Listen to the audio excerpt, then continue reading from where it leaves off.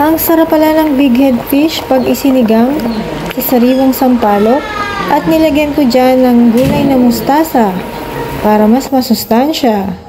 So first, pinirito ko muna ang slices ng big head fish.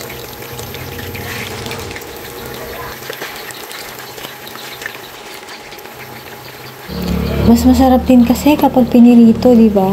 Para matanggal yung lansa ng isda. Yun nga lang, kapag ito, pinirito nyo, medyo matalsik yung mantika. Kaya careful lang kayo sa pagluluto nito. Iwas-iwas sa talsik.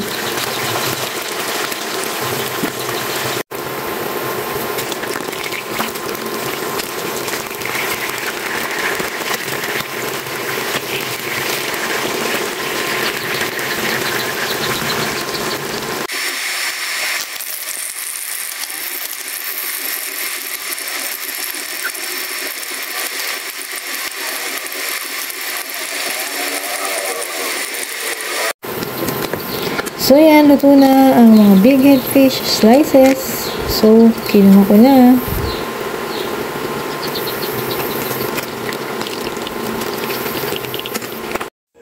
At ito na yung sariwang sampalok na nahugasan ko na. At ngayon, pinakuluan ko na.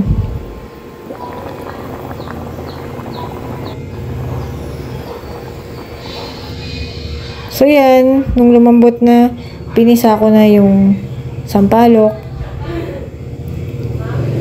para mas makuha lahat ng asim.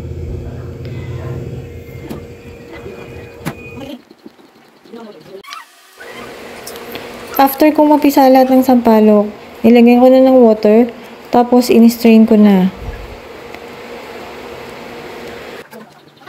Tapos, ito na yung sabaw ng sariwang sampalok. Nilagyan ko na dyan ng sibuyas, kamatis,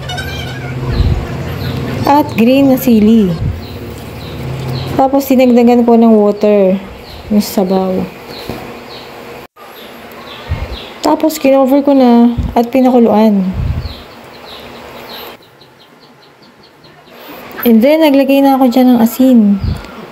So, depende niya sa inyo kung gaano karaming asin ang gusto nyong ilagay. Tapos, nilagay ko na ang gulay na rich in vitamin C. Ang mustasa. Yan yung mustasa na binili namin sa ilog ng Marikina. Napakasariwa. Tapos, nilagay ko na dyan yung pritong big head fish. Yan. So, konting kulo lang at luto na ang sinigang na big head fish with mustasa.